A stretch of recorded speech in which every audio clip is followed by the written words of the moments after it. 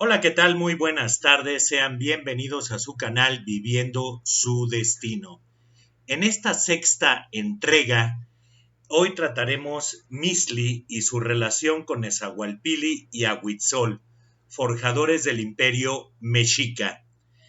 Mucho gusto, yo soy el licenciado Mauricio Dávalos Alonso y es un placer tenerlos en el canal.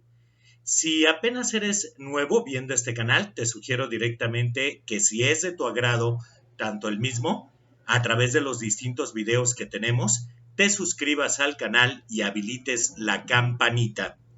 Y si ya eres suscriptor del canal, te agradeceríamos que des un like y sobre todo recuerden compartir y comentar, ya que todos los comentarios haremos un video especial para tomarlos en cuenta dentro de este canal.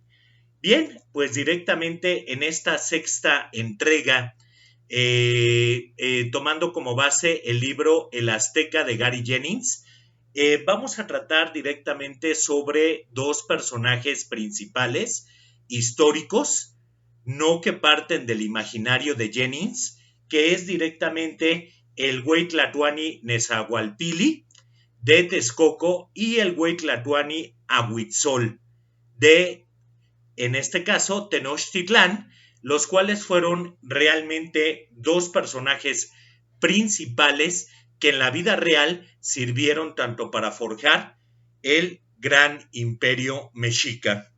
Bien, pues empezamos con Nezahualpili. Nezahualpili nace para el año de 1464, cabe decir que directamente, y fallece para el año de 1515.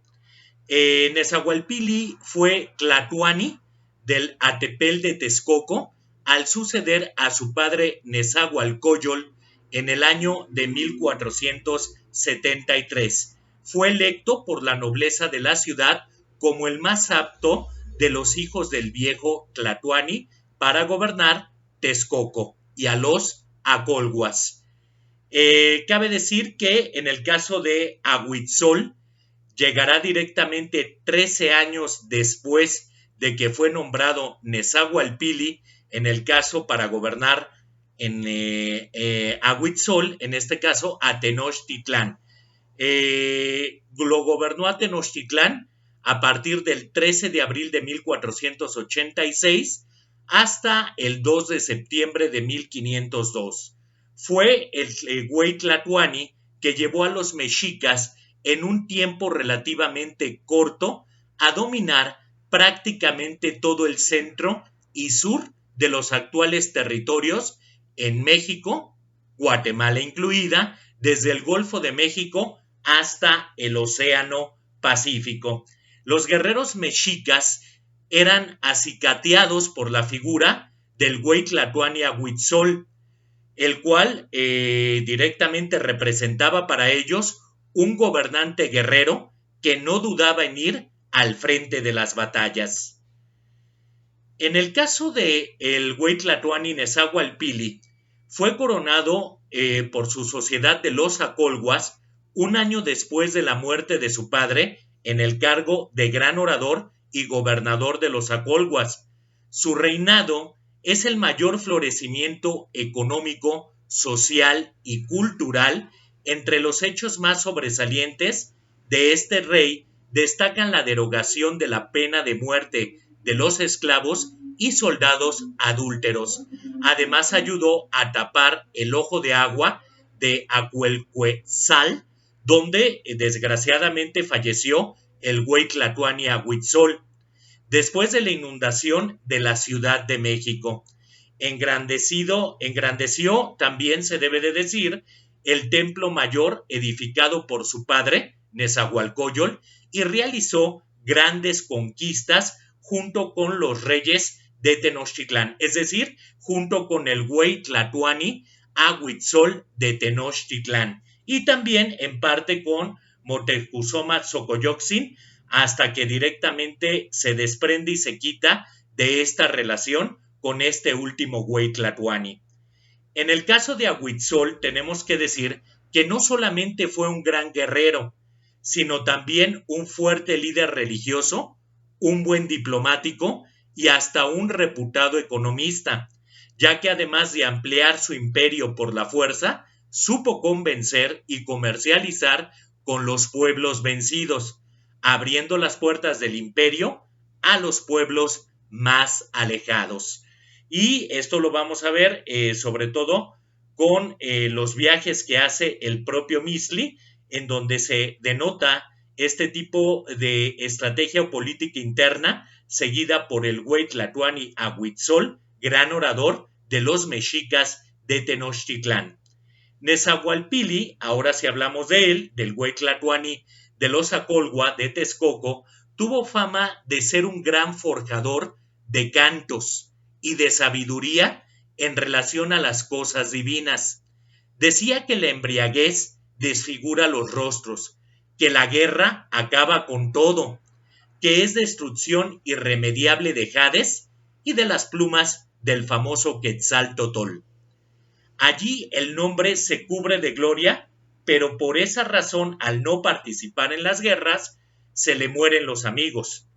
Y ya lo veremos con las diferencias que llega a tener con el sucesor del güey Tlatuani Ahuitzol, con Moctezuma Xocoyotzin. Pero seguimos platicando. Ahora toca el turno del güey Tlatuani Ahuitzol. Y respecto del güey Tlatuani Ahuitzol, gran orador de los mexicas, tenemos que decir que fue un conquistador por excelencia. Ordenó la construcción de un acueducto para llevar agua de Coyoacán a Tenochtitlán, el cual se rompió y provocó una inundación en la que accidentalmente murió. A su vez, decimos respecto del güey Tlatuani Nezahualpili que tuvo muchos problemas precisamente con Moctezuma II, o conocido también como con Moctezuma Xocoyotzin, Tlatuani de Tenochtitlán, en especial en lo referente a los avistamientos de los extraños hombres en la costa del imperio mexica, lo cual confirmaba la destrucción que había predicho el padre de Nezahualpili, es decir, Nezahualcóyotl. Existen sospechas de que el propio Moctezuma Xocoyotzin haya asesinado al güey Tlatuani Nezahualpili para que no interfiriera en la llegada de esos hombres. ¿Quiénes? Los españoles.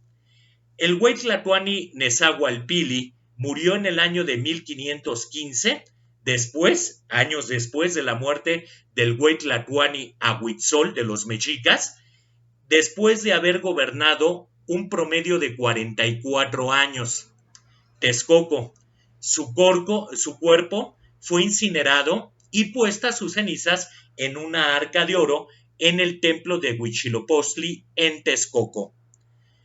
Tenemos que decir que en el año del 2006, respecto del güey Tlatuani Ahuitzol, un equipo de arqueólogos mexicanos encontraron el monolito de Tlatlecutli, en el cual podría ser considerado la lápida mortuoria de la tumba del güey Tlatuani Ahuitzol.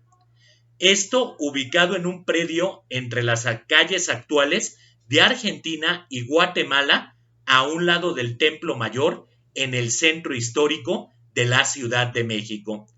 Los trabajos de excavación continúan en proceso en el gigantesco monolito, con la imagen del Tlatlecutli y la fecha 10 conejo, además de la ubicación, lo que motiva especulaciones en el sentido de que se trata de la tumba del último gobernante mexica en ser enterrado de acuerdo a los rituales tradicionales antes de la llegada de los conquistadores españoles, ya que, como ustedes saben, en el caso de los siguientes, tanto güey Tlatuanis en la etapa final del imperio mexica, que son el güey Tlatuani Moctezuma Xocoyotzin, o conocido también como Moctezuma II, no va a tener una ceremonia de entierro como la que tuvo directamente el güey Tlatuani Ahuitzol para presentarse ante el señor de Mictlán.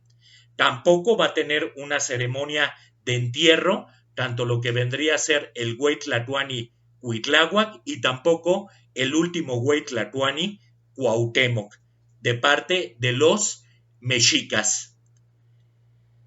Después de que falleció el güey Tlatuani Huitzol, le sucedió en el poder su sobrino, Moctezuma Xocoyotzin. Cabe decir que este güey Tlatuani siempre fue un personaje que, de acuerdo a la narración del propio Misli, se podría llegar a considerar como un tambor hueco y que en cierta medida, tanto lo que viene a ser el güey Tlatuani Huitzol lo mantuvo por recomendación del buen Misli, alejado tanto del centro de Tenochtitlán.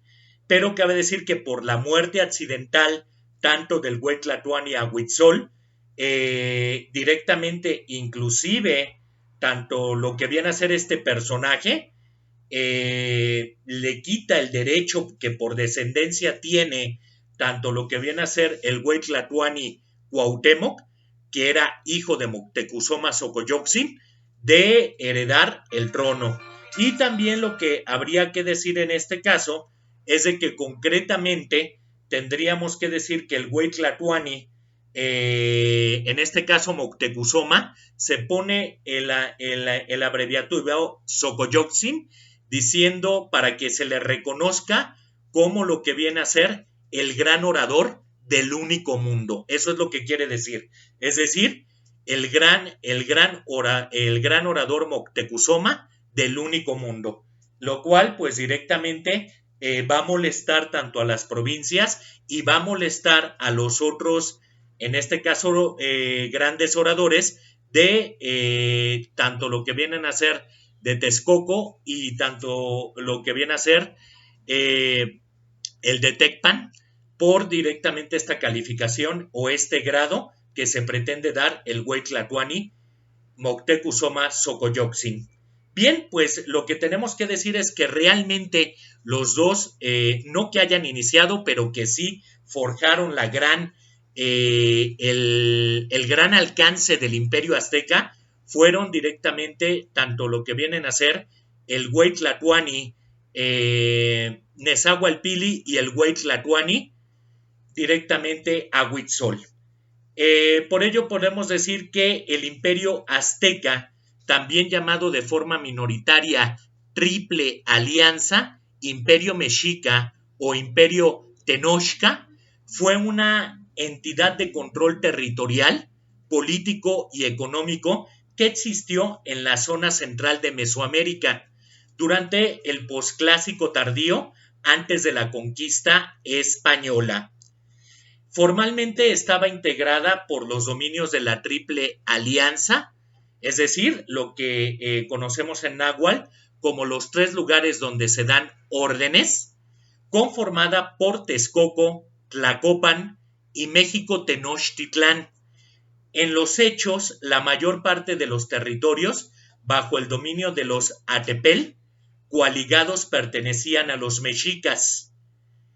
La fundación y posterior expansión de la Triple Alianza tuvo lugar una vez que fue derrotado Azcapotzalco, hasta entonces capital del Imperio Tepaneca, dominante en el Valle de México. Esta ciudad fue vencida por la alianza de mexicas y acolhuas, hasta entonces ellos mismos vasallos de los tepanecas, en el año de 1430. A partir de entonces, los territorios del Imperio Mexica se fueron ampliando hasta llegar a ocupar el centro de México, la zona central de Oaxaca, la costa del Golfo, Guerrero y el Soconusco. El fin del Imperio Mexica ocurrió en la fecha del 19 de agosto de 1521, cuando los españoles, en alianza con los tlaxcaltecas y totonacas, entre otros pueblos indígenas, derrotaron la resistencia mexica en Tenochtitlán. Bien, pues tenemos que decir que diversos pueblos convivieron en la etapa final del desarrollo mesoamericano, conocido arqueológicamente como posclásico tardío, que comprendió de los siglos VIII al XV. En este tiempo, la entidad política de mayor complejidad fue México Tenochtitlán, cuyo origen histórico se remonta a una coalición militar conocida como la Triple Alianza, que vinculó a tres estados emergentes: los mexicas, cuya ciudad capital fue México Tenochtitlán, famosa urbe de su época; los Acolhua, con Texcoco como ciudad primordial, considerada el centro cultural por excelencia; y Tlacopan, que reunió a los sobrevivientes del antiguo señorío que alguna vez dominó el Valle de México. Los mexicas impusieron con astucia su jerarquía sobre sus aliados y extendieron su dominio hasta las costas del Océano Pacífico y del Golfo de México. Adquirieron riqueza y poder a partir de la imposición de un estricto sistema de tributación, de tal manera que a la llegada de los españoles en los inicios del siglo XVI, su capital era considerada la urbe más importante y magnífica de su época. La lengua dominante entre los aliados fue el náhuatl, que se convirtió, como ya lo vimos en un capítulo previo, en una lengua franca de gran parte de Mesoamérica, utilizada para nombrar la geografía del México antiguo, sustituyendo inclusive las voces de otros ancestrales idiomas. En cuanto al otro estado indígena, el Imperio Tarasco, conocido también como Purépecha, cuya ciudad principal fue Tzintzuntzán, que al final de su periodo histórico funcionó como su capital política, impuso su dominio militar en una amplia zona que comprendió el centro norte y occidente de México.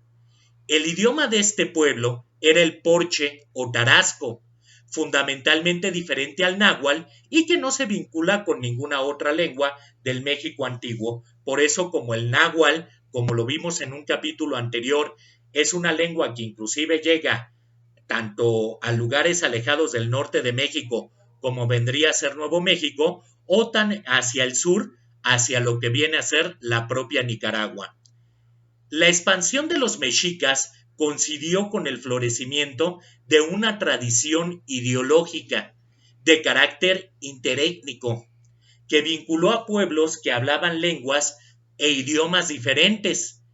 Este lenguaje artístico comunicó historias, deidades y ritos en los que coincidieron ancestrales mitos y tradiciones.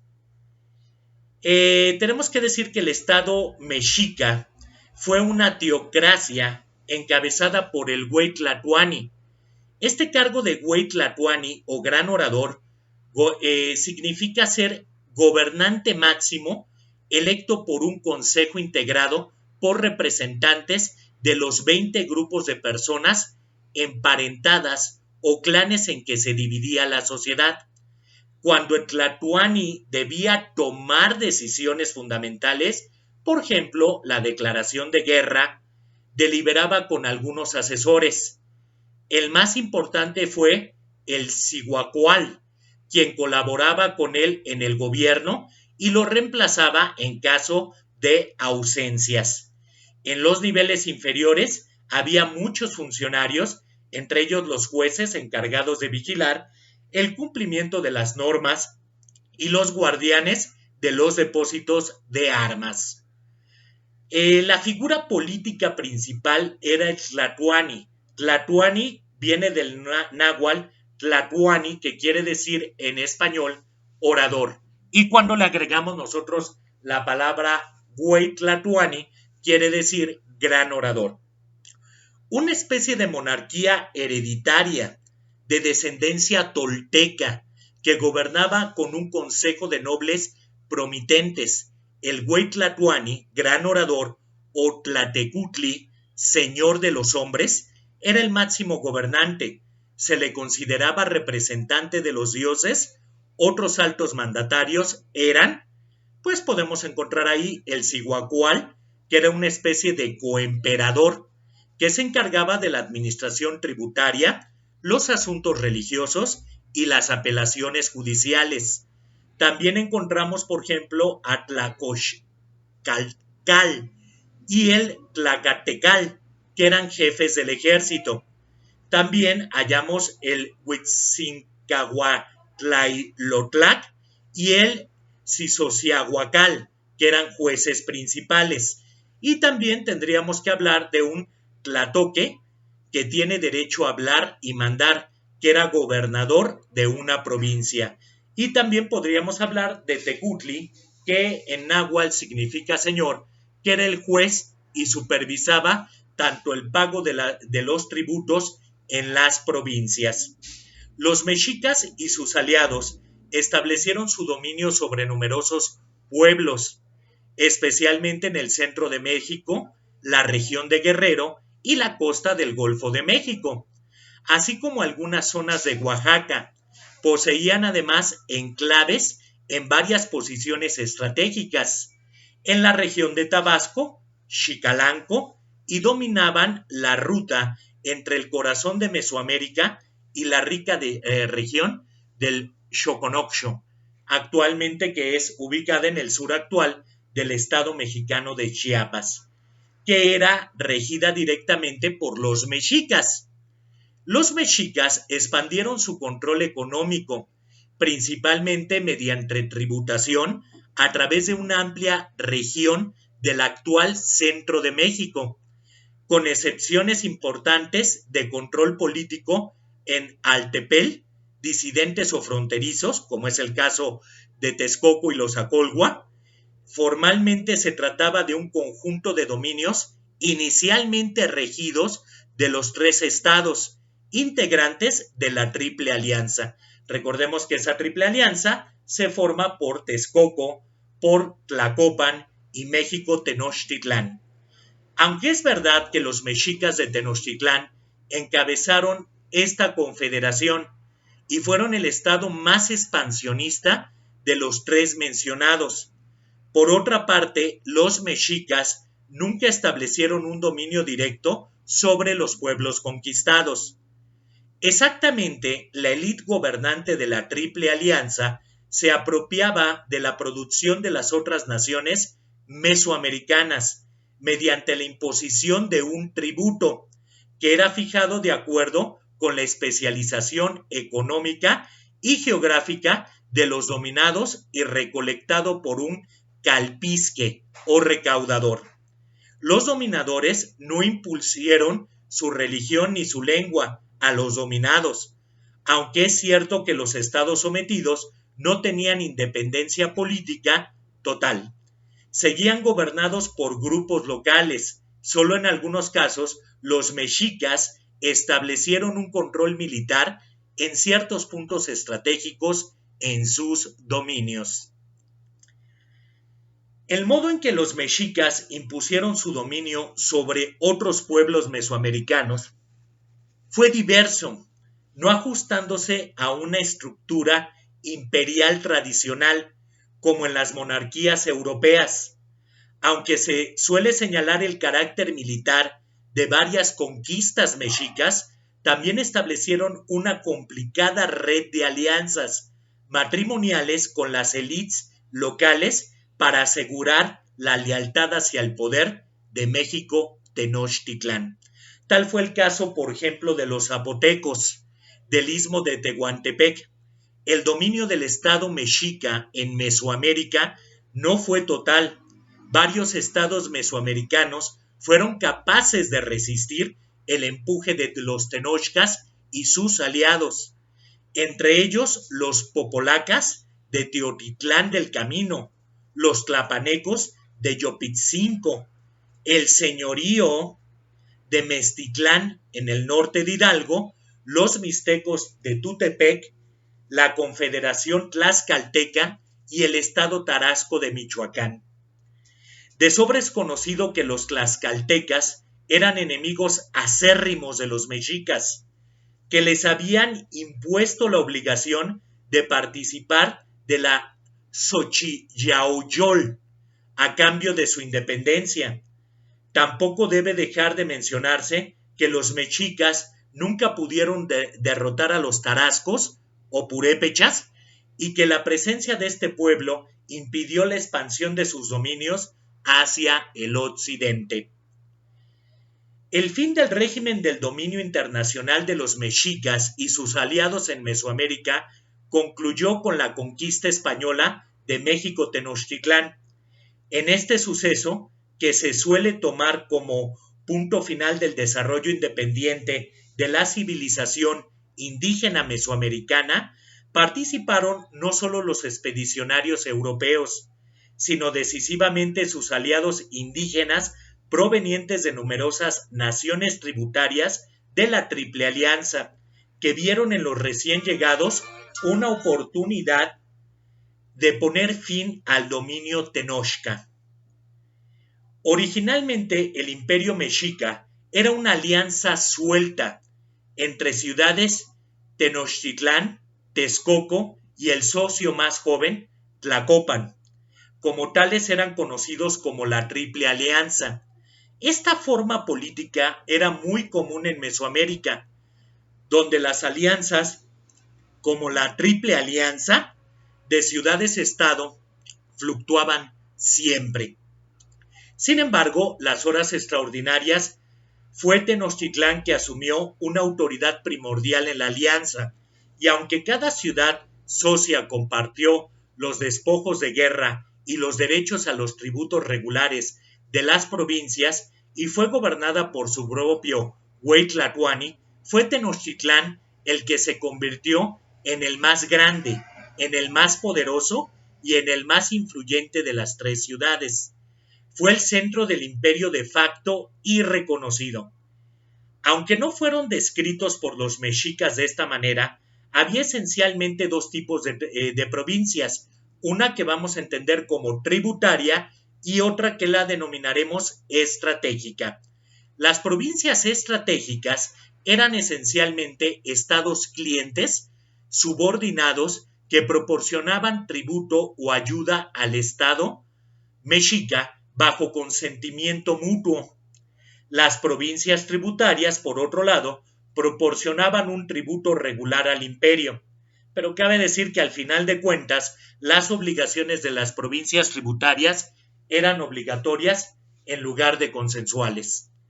El sistema judicial que fijaron estos dos grandes forjadores de la Triple Alianza, tanto el Güey Tlatoani Nezahualpili y más en concreto el Güey Tlatoani Ahuitzol de los mexicas, es el siguiente.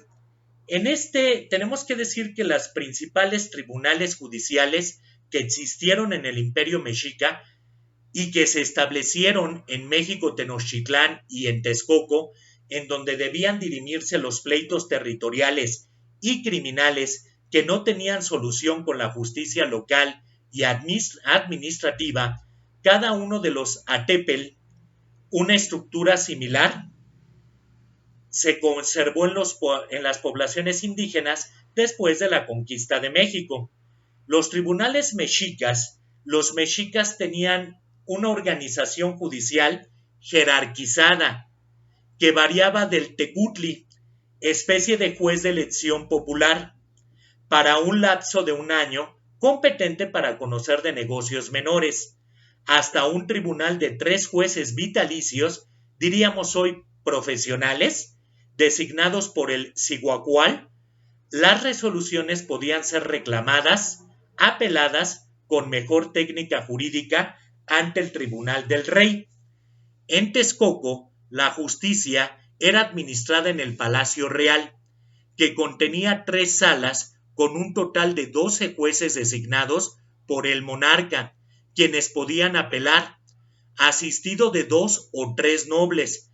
Además funcionaban jueces de menor grado, distribuidos por todo el territorio. También hubo tribunales de comercio encargados de resolver litigios surgidos en los mercados llamados tianguis y de las controversias que se pudieran suscitar entre los pochtecas. El procedimiento era oral y a veces se documentaba mediante jeroglíficos. Bien, pues tendríamos que hablar de la organización social del Imperio Mexica. La sociedad se dividió en 20 clanes, llamados calpulis, donde la región influía de un modo preponderante, constituidos por grupos de personas vinculadas por parentescos, divisiones territoriales, la advocación a un dios en particular y continuación de antiguas familias unidas por un lazo de parentesco biológico y religioso que derivaba del culto al dios titular. Cada clan contaba con tierras, un templo y un jefe o calpulec. Se dividía en 3 clases: nobles, gente común y esclavos. Bien, pues los nobles, que en náhuatl los conoceremos como los pipiltin, que quiere decir en náhuatl noble, es una forma de plural formada por reduplicación a partir del singular pili, que significa noble. Eran la élite dirigente que controlaba tanto el gobierno como la religión. Pagaban tributos y tenían tierras propias que eran trabajadas por los campesinos. Después teníamos otra clase social que es la gente común o Masehualtin. En este es donde crece tanto lo que viene a ser nuestro personaje central, Misli, nace en la isla de Xaltocán ante gente común, ante lo que llega a ser en primera instancia un Masehualtin. A este grupo de la gente común, que en náhuatl se les llamaba Masehualtin, pertenecían los artesanos, los comerciantes y los campesinos o el simple pueblo. Estos eran la base de todos los mexicas, porque sin ellos se derrumbaría el sistema. Cabe decir que para la suerte del tonale de Misli, no acaba su vida siendo un Masehualtin. Recordemos que tanto por la influencia del güey tlatoani Nezahualpili, es que Misli puede estudiar esa lengua franca y perfeccionarla, que es el náhuatl, y esto le permite ir escalando tanto en las clases sociales y pasar de ser un Masehualtin a ser un pipiltin. Y esto es una de los grandes avances que tiene Misli en su vida, porque llega a ser un noble. Pero también encontramos de abajo de la clase social de Masehualtin tanto a lo que vienen a ser los esclavos, a los cuales en el lenguaje náhuatl se les llamaba tlatlacotín. Los tlatlacotlín, que viene de la forma plural del náhuatl tlacotli, esclavo, eran prisioneros de guerras, personas que habían cometido un delito o bien personas con grandes deudas a las que no les era posible pagar a corto plazo, y se autoempleaban como sirvientes de aquellos a quienes les debían dinero, o bueno, cacao o especies, que era en ese tiempo. Lo otro que tenemos que hablar es la organización económica del Imperio Mexica. Bueno, pues el Imperio Mexica tenía en primer lugar una economía próspera. En primer lugar, su control sobre los otros pueblos le permitía contar con abundante mano de obra. La organización económica mexica estaba regida por el calpuli, un grupo de familias a las cuales se les asignaba una cantidad de tierras para trabajarla, de forma que la producción se repartía entre las familias. El Estado, los sacerdotes y el jefe del calpuli, por otra parte, el cobro del tributo hizo que los mexicas tuviesen abundancia de materias primas y productos. Otro factor que posibilitó la prosperidad fue la utilización avanzada de técnicas agrícolas. Tenochtitlán, capital de los mexicas, estaba construida en una isla en el centro de Texcoco.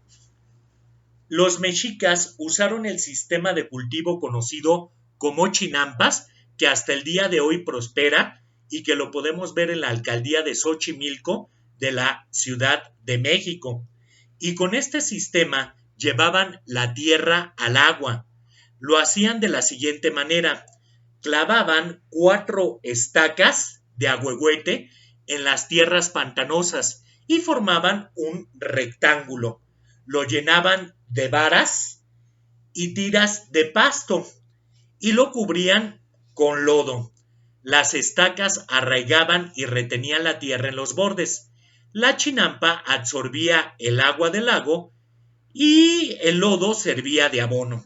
De este modo sembraban varias veces al año. También construyeron terrazas de cultivo en las zonas montañosas usando tanto abonos vegetales como también llegaron a usar abonos animales. Bien, en el aspecto del comercio, en el Imperio Mexica, el comercio de los mexicas se basaba principalmente en el trueque, además que posiblemente habría existido ferias en el imperio, al igual que en el imperio incaico.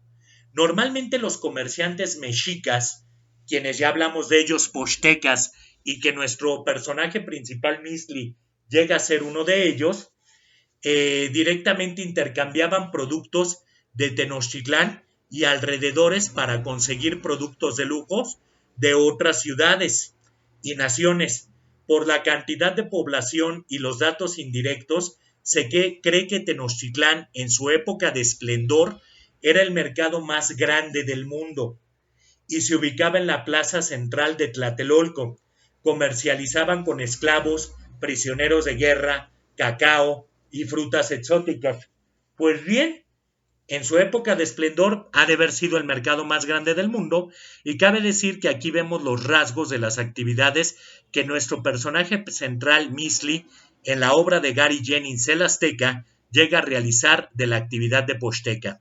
Tenemos que agregar que al día de hoy, actualmente en la Ciudad de México, se encuentra, si no es el mercado más grande del mundo, sí podríamos hablar que la central de abasto más grande de Latinoamérica, y esta la encontramos en la alcaldía de Iztapalapa, de la Ciudad de México.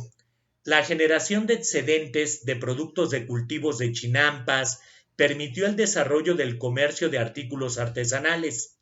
Intercambiaban objetos labrados en oro y plata, cerámica, adornos de plumas y tejidos de algodón. Esto lo sabemos muy bien, por ejemplo, cuando Misli intercambia esos finos cristales o intercambia también las plumas del Quetzaltotol en uno de sus primeros viajes, o en otro de sus viajes las figurillas que hace con los huesos de esos dinosaurios que se encuentra dentro de lo que forma ser un lago de Chapopote, y que también los llega a comercializar en la ciudad de Tenochtitlán, hoy conocida actualmente como la Ciudad de México. Bien, pues el Imperio Azteca también tuvo industria. Cabe decir que dentro de la industria que hubo en el Imperio Mexica, tendríamos que hablar de la minería, es decir, la extracción de la obsidiana. Esta obsidiana es una piedra volcánica que en sí es de origen, es una piedra, perdón, cristalina de origen volcánico y que se obtenía en la Sierra Madre Sur y Occidental y se empleaba para elaborar armas y objetos cotidianos. Es decir, la usaban tanto para la espada mexica como podría ser también usada para cuchillos, platos y collares. También encontramos una segunda industria a la que se dedicó el Imperio Mexica, que viene a ser la textilería, industria que fue de gran importancia entre los habitantes del Imperio Mexica, la cual tenía entre sus principales productos de fabricación de tejidos de algodón y fibra de maguey. Bien, cabría decir en este apartado dentro de la industria que también vemos aquí usos rituales del Imperio Mexica cuando iba a desempeñarse dentro de esas dos industrias, ya sea tanto para la extracción de la obsidiana, muy concretamente, más que dentro de la industria textilera. Pues bueno, el ritual consistía en que los sacerdotes arrancaban el corazón del prisionero para que su sangre bañara el suelo, pues se suponía que aumentaba la fertilidad de la tierra y la probabilidad de la lluvia. Los aztecas elegían su propio emperador, que era también su pueblo. Se le dotaba de estatus divino y se decía que podía comunicarse con los dioses. Es decir, en el Imperio Mexica, este ritual lo vemos más ligado a una deidad que es Xochitepec, que es el dios para la agricultura. Y vemos que con este ritual del esclavo, pues trataban de hacer de la fertilidad, ¿no? Podríamos decir que en sí no fueron solamente dos industrias las que imperaron en el imperio mexica. Es decir, no solamente podríamos hablar tanto de lo que viene a ser de la industria minera en cuanto a lo que viene a ser la obsidiana, sino que también podríamos hablar de la industria textil y sobre todo de la industria agrícola, que como ya vemos, tanto con lo que viene a ser la creación de las chinampas, el imperio mexica estuvo con una tecnología superior a todas las culturas, incluyendo tanto también las culturas europeas. Lo otro que tenemos que hablar es la organización militar dentro del imperio mexica.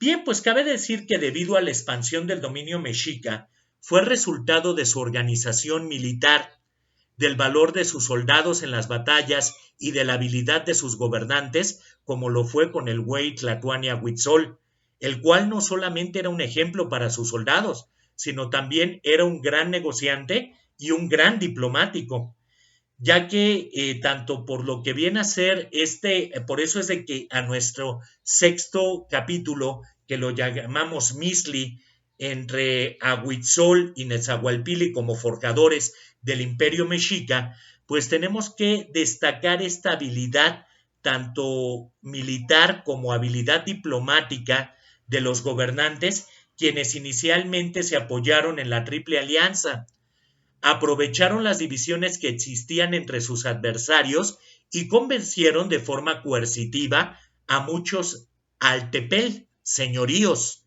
que les convenía más ser vasallos de Tenochtitlán que enfrentarse a los riesgos terribles de una guerra.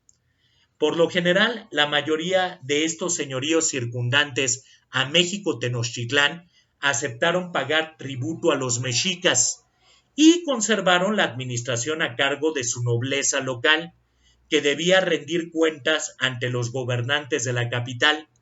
En ciertos lugares ventajosamente situados, los mexicas establecieron fortalezas y guarniciones que vigilaban los territorios dominados y la seguridad de las rutas comerciales, como en Ostomán, cerca de los purépechas, Sosolán, con los mixtecas, el Xoconoxo, en los límites con los señoríos totonacas.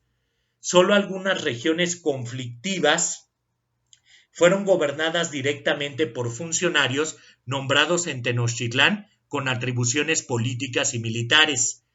Los comerciantes fueron una especie de fuerza de espionaje, pues analizaban al enemigo en sus ciudades. Así tiempo después llegaban los ejércitos mexicas de invasión.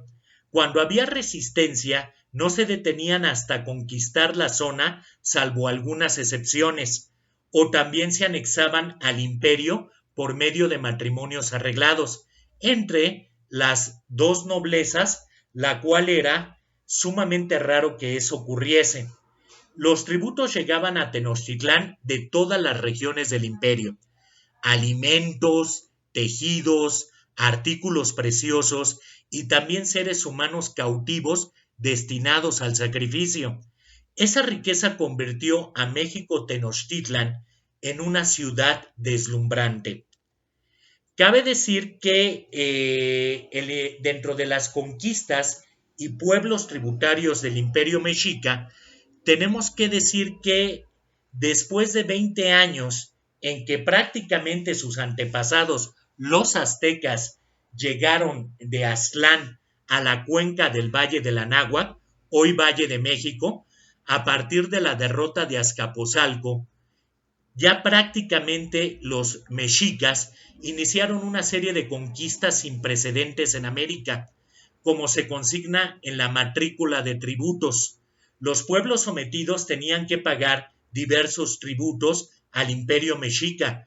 ¿Cómo podían ser estos tributos? Por ejemplo, como el maíz, como el frijol, como el amaranto, como la chía, como las mantas y telas, el copal, el liquidambar, la sal, trajes militares, productos que se elaboraban en la región, y contribuir además con hombres para la guerra cuando el güey Tlatoani-Huitzol los requiriera porque fuera a conquistar un nuevo señorío, en donde acabaría siendo una provincia tributaria que dejaría a sus nobles administrarla, pero que le tendrían que pagar tributos al güey Tlatoani-Huitzol de los mexicas. Así, por ejemplo, dentro de estos señoríos podemos identificar estas actividades tributarias, por ejemplo, de los mexicas en Chiapas. De esta región lo que se extraía no eran solo productos del campo y del mar, sino también muy posiblemente ámbar, pues es el único estado de la República Mexicana donde se le encuentra.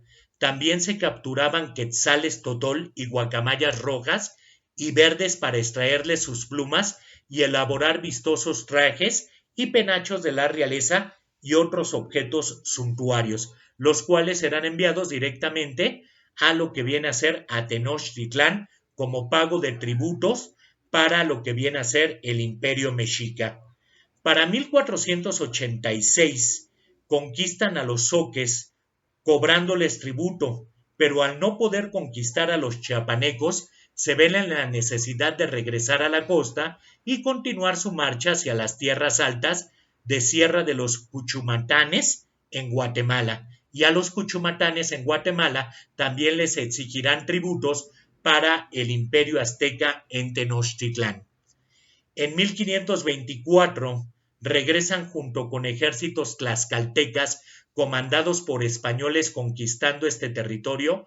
Como premio a la conquista de este territorio, les permite tanto a Hernán Cortés fundar un barrio en la Ciudad Real, el actual San Cristóbal de las Casas, que hasta la fecha existe. Es decir, cuando ahora sí que estos señoríos deciden unirse a los españoles tanto para derrocar al Imperio Mexica, pues directamente los españoles les dejan formar ese barrio de la Ciudad Real denominada San Cristóbal de las Casas, el cual actualmente pues es uno de los municipios más hermosos que hay de nuestro país, en donde pues vemos que hay costumbres indígenas. He tenido la oportunidad de visitarlo y cabe decir que realmente cada vez que voy me sorprendo, pues no solamente por su rico café de selva, sino también podría agregar tanto por lo que es la forma artesanal de sus vestidos y prendas y los colores que ocupan son únicos. Se los sugiero enormemente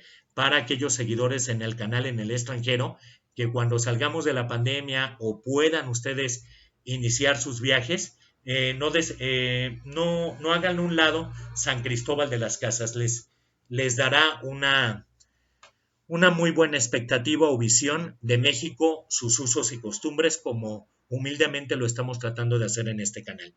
Bien, pues tenemos que continuar. Tenemos que decir que también dentro de otros señoríos que también pagaban tributos al imperio de los mexicas, era en Oaxaca.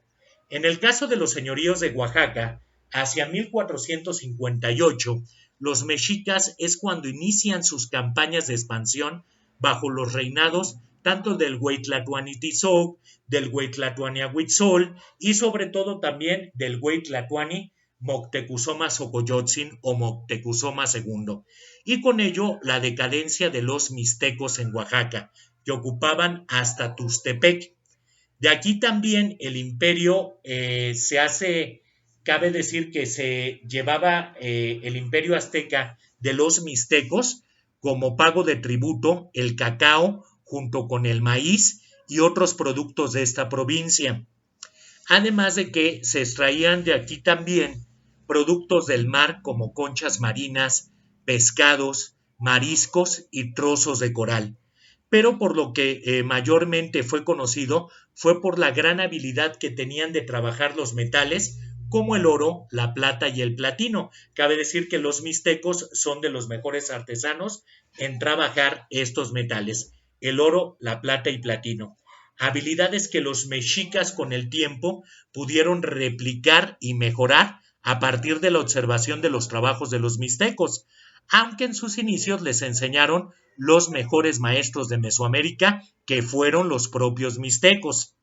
Aunque las herramientas que usaban para trabajar los metales no parecían muy modernos, podían hacer grandes obras de artes con los metales preciosos.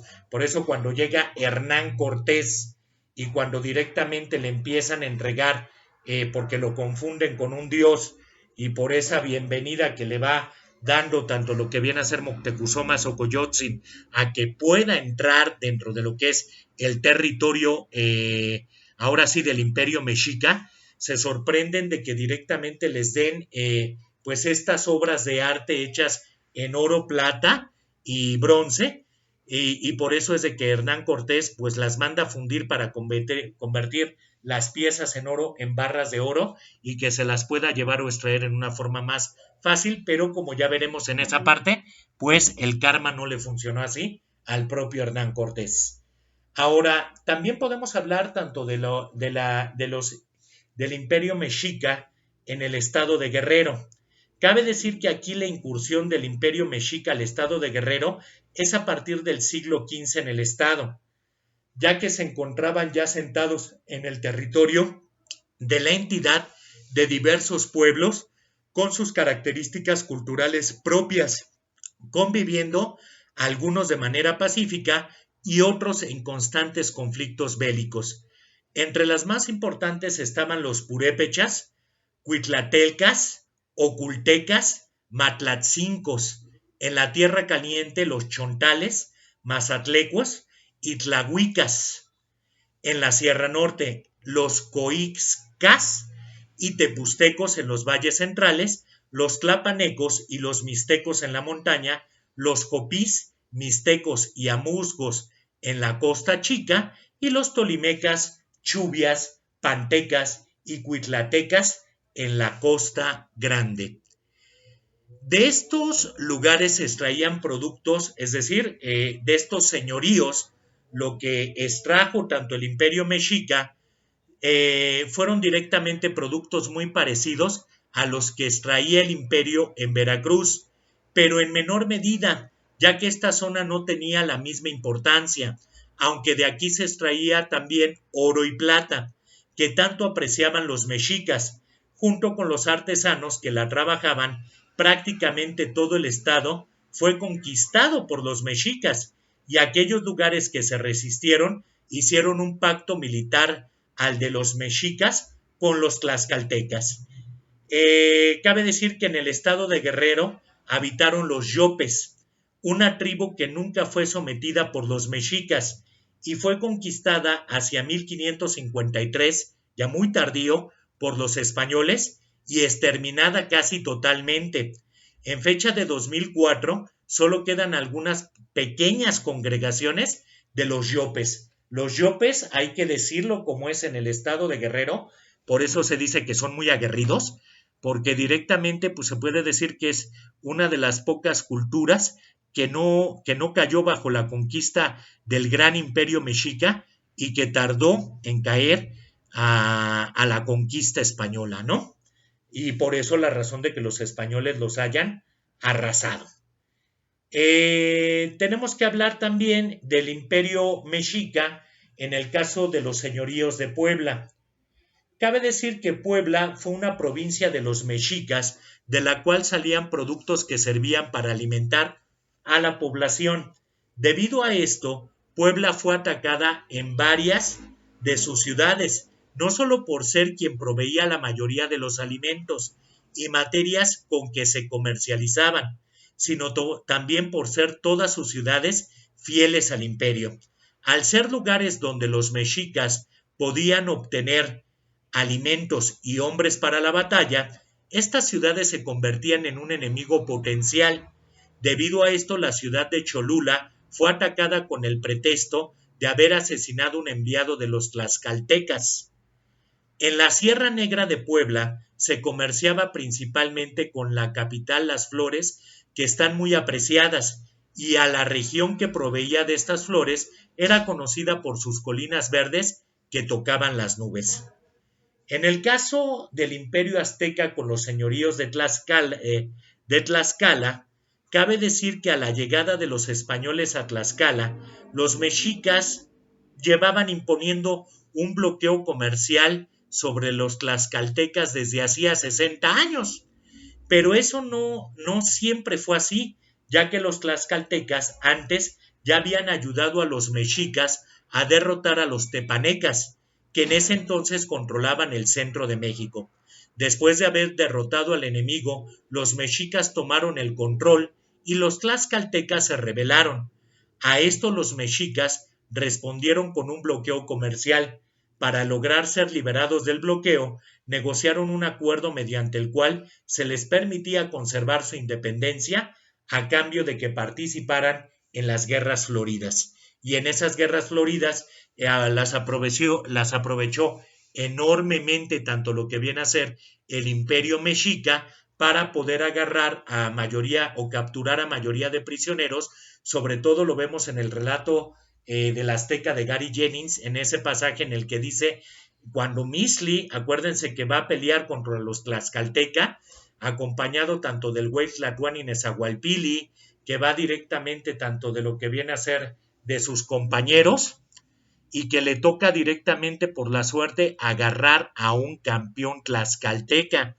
Y se acuerdan que lo lleva directamente hacia lo que viene a ser Tenochtitlán junto con muchos prisioneros cautivos que fueron ofrecidos en sacrificios para, en este caso, bendecir la nueva pirámide que estaba construyendo Ahuitzol, en donde invitó al güey Tlatuani Tepaneca y al güey Tlatuani de Texcoco para que directamente estos pudieran ver esta ceremonia. Y Misli fue donde se empezó a destacar prácticamente con el propio güey Tlatuani Ahuitzol. Y aparte curó su moralidad con el güey Tlatuani Nezahualpili cuando fue desterrado de Texcoco. Con este trato Tlaxcala no pagaba ni tributos ni cedía su gobierno. Sí participaba en estos eventos que servían a los mexicas para entrenar a sus ejércitos, además de que proveía víctimas para los sacrificios humanos, manipulaba a los tlaxcaltecas, evitando el aumento de la población e infundiendo miedo para evitar que se rebelaran. Bueno, pues también encontramos la influencia del Imperio Azteca en el estado de Veracruz y con los señoríos de Veracruz. Aquí cabe decir que los mexicas fueron los últimos en llegar a Mesoamérica. Pero a pesar de ello, en el año de 1325 se establecieron en la cuenca del Valle de México y fundaron la ciudad de México Tenochtitlán. Progresaron rápidamente, se hicieron poderosos y conquistaron otros pueblos. Influyeron en la lengua y en la cerámica ceremonial. Los mexicas tenían guarniciones para controlar sus dominios y almacenes para los tributos. Algunos de sus puestos de vigilancia en Veracruz estaban en Jalapa, Jalcomulco, Huatusco y Coscomatepec. Una de las primeras poblaciones de los mexicas en Veracruz fue Iztazoquitlán, ya que en el año que se creó fue en el año de 1300. De aquí se enviaron tributos como pescados que comía el emperador junto con conchas marinas. También servían estas de ofrendas a los dioses. Los mexicas lograron controlar gran parte del actual estado de Veracruz. De aquí se proveía la capital con productos tropicales, además de pescados y trozos de arrecifes. Posiblemente hubo puertos prehispánicos para recibir producto por todo el Golfo de México, como llegó a decir Cristóbal Colón, que había visto una canoa cargada con mercancía muy extravagante. Pero esto también lo tenemos que aclarar. Esta mercancía que llega a ver Cristóbal Colón en una canoa cargada tiene que ver más con una canoa de los mayas, en la cual va precisamente tanto lo que es un recolector de tributos y que son tributos que van a ser llevados a lo que viene a ser al güey Tlatuani Ahuitzol para el pago que se le tiene que dar como emperador de los mexicas, y que el propio Cristóbal Colón en su cuarto viaje iba a tratar directamente de confiscar esos bienes. Sin embargo, directamente lo convencen tanto lo que vienen a ser los mexicas que van a bordo de esa canoa de que no lo haga, porque se daría una guerra directamente, ¿no? Y con esto decide Cristóbal Colón continuar con su viaje, más no confiscar tanto lo que viene a ser esa canoa. Ya veremos, tal vez me adelanto a decir, Ya veremos cuando en otro de los libros que analizaremos en este su canal Viviendo su Destino, ese pasaje dentro de la vida de Cristóbal Colón o Christophorus Columbus. Cabe hablar también de, en este caso, siguiendo esta nuestra sexta entrega, de la influencia de los mexicas con los señoríos de Tabasco. Aquí los mexicas se limitaron a construir un campamento comercial, el cual era el medio contacto entre el imperio mexica y los reinos fragmentados de los mayas. En este campamento los antiguos comerciantes mexicas viajaban para obtener algunas de las materias más valoradas por la lejanía desde donde se traían y la dificultad. El campamento tenía solo una pequeña guarnición de soldados que eran para proteger a los mexicas que ahí se encontraban. Este lugar también servía para un intercambio cultural, y esto lo vemos cuando Mixli, como ese, en lo que viene a ser como viajero, en su primer viaje, pues llega a esta parte de Tabasco, ve a los artesanos mayas y se acuerdan que le hace su péndulo, con el cual Mixli, o nube oscura o cabeza agachada, por primera vez puede ver, y que esos cristales que dan aumento a las cosas, que son los antecesores tanto de las lupas o de los anteojos, son los que Mixli se lleva para comercializar principalmente en Tenochtitlán. Y tenemos que hablar también, en este caso, tanto de lo que vendría a ser de la influencia del imperio mexica sobre el estado de Michoacán. Cabe decir primero que Michoacán proviene del náhuatl Michoacán, que quiere decir lugar de pescadores, una de las 4 provincias del reino purépecha, con capital en Tzintzuntzán, muy cerca del lago de Pátzcuaro. Debido a que los mexicas solo conquistaron una fracción de este estado, porque aquí es donde se localiza la mayor cantidad de fortalezas y guarniciones mexicas, aunque aquí hubo un intercambio cultural entre ambas naciones, tanto que se llegaron a considerar como pueblos hermanos. Cerca de 1473, las tropas mexicas fueron a la frontera este del reino Tarasco o Purépecha, precisamente en Taximaroa, encabezadas por Atzayacal, un güey tlatoani que directamente, si recordamos, él fue predecesor de Ahuitzol, mismo que recibió una herida mortal en la cabeza. Esta fue la única tentativa de imposición militar por parte de los mexicas en Michoacán. De esta región, pues llegaron a un trato con estos señoríos, dejando su nobleza, pero a cambio le tenían que pagar tanto a lo que viene a ser al imperio mexica con maderas y artesanos de los metales. Ya veremos en un capítulo especial que vamos a tener sobre este famoso pueblo aguerrido de los Purépecha. Por lo pronto, pues hablemos de la influencia del imperio mexica en el Estado de México.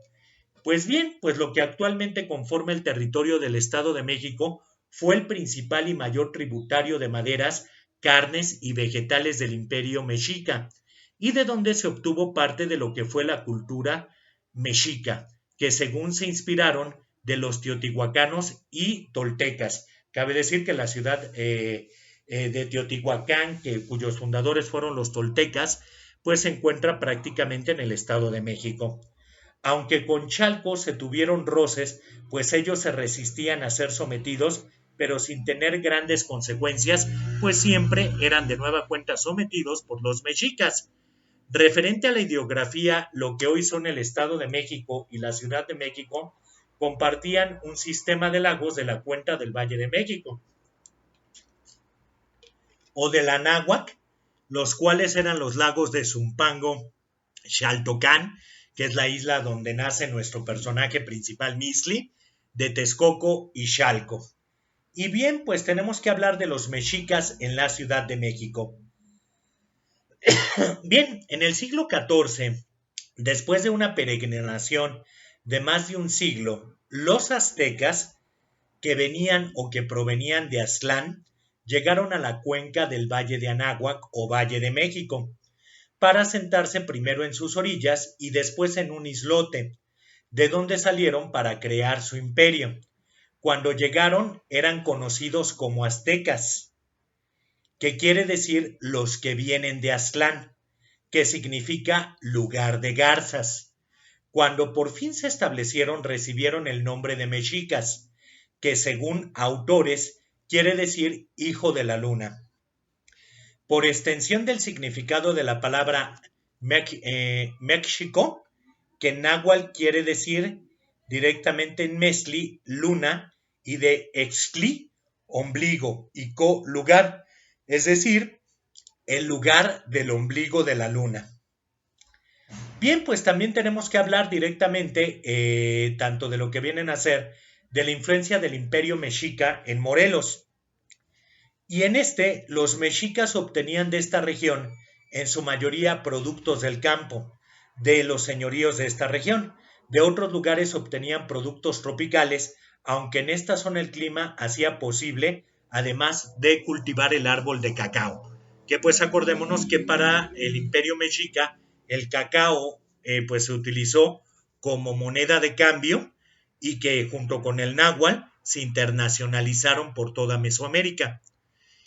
En el caso tanto de los tributos que recibían de los señoríos de Hidalgo, cabe decir que cerca del siglo XII después de Cristo, los mexicas o los aztecas, mejor dicho, procedentes de Aztlán, se establecieron en Tula, antes de seguir por Atlitlalaquia y Apizaco. Posteriormente Tula fue reverenciada por los habitantes tenochcas. De las zonas sometidas venían las fibras de maguey de las más altas calidades, que de esas zonas directamente se daban como tributo al imperio mexica.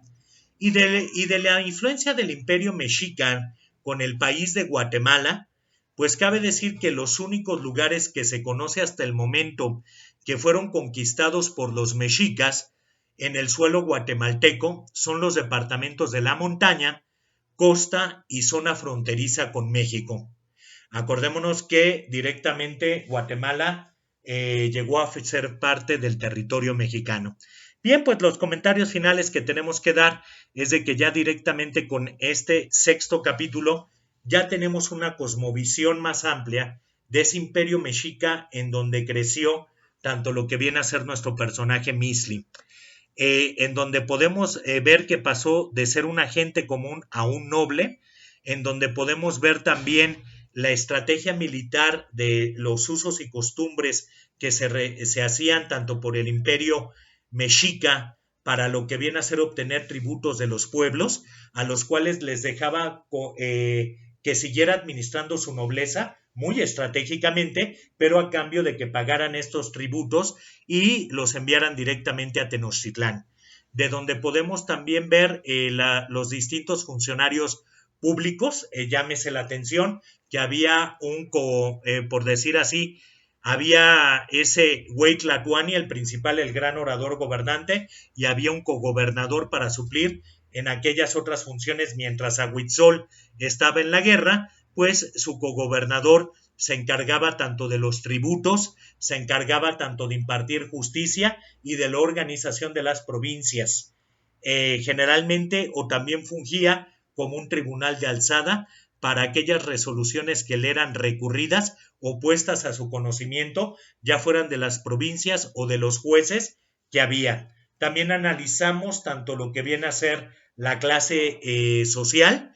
Sabemos que directamente esto viene de las familias de Calpulli. Ya habíamos visto que estas familias pues siguen un régimen de pater familia y que directamente estas familias eran las beneficiadas en esas clases sociales. Las industrias que podemos ahora sí que concluir, pues eran tanto industrias como lo que venía a ser la industria de la extracción de la obsidiana, la industria textilera, lo que viene a ser también aparte de la industria, de estas dos industrias también la agrícola, con esa tecnología imponente sobre lo que viene a ser la chinampa. Y cabe decir que todo esto no hubiera sido posible sin estos dos grandes forjadores, que fueron el Huey Tlatoani Nezahualpilli y el Huey Tlatoani Ahuitzol. y del cual, pues desgraciadamente, no veremos ese ingenio en los siguientes Hueytlatuanis. La pregunta obligada aquí sería, ¿qué hubiera sucedido si Hernán Cortés hubiese llegado y hubiese estado vivo el Hueytlatuani Ahuitzol gobernando y el Hueytlatuani Nezahualpili? ¿Realmente le hubiera sido tan fácil a Hernán Cortés poder aprovecharse de los pueblos para que se cambiaran de bando por los tributos y así directamente conquistar a la Gran Tenochtitlán? ¿O directamente el carácter de lo que viene a ser del Hueytlatuani Ahuitzol se hubiese impuesto, ya que no era un tambor vacío como el Hueytlatuani Moctezuma Xocoyotzin y que no se rehusaba a pelear, ya que realmente el Hueytlatuani Ahuitzol tenía el carácter y la afrenta para hacerlo, mientras que el Hueytlatuani Nezahualpili era pues su compás, era directamente ese hombre culto, ese hombre capaz de fijar una estrategia correcta. Creo que no le hubiera sido tan fácil a los españoles el habernos conquistado. Pues bien, espero su respuesta a esa pregunta. Déjenos su comentario, saber qué piensan ustedes si hubiese sido tan sencillo que si existieran estos dos forjadores del Imperio Azteca, Hernán Cortés hubiese podido conquistar al imperio más grande de Mesoamérica, al Imperio Mexica. Y me despido no sin antes enviarles un cordial saludo y agradecerles por favor que si les gustó tanto la exposición de su servidor, se suscriban a nuestro canal Viviendo su Destino y aprieten la campanita. Y los invito a que estén al pendiente de los siguientes capítulos que vamos a ir agregando. Esta fue nuestra 6ª entrega. Cuídense y no bajen la guardia.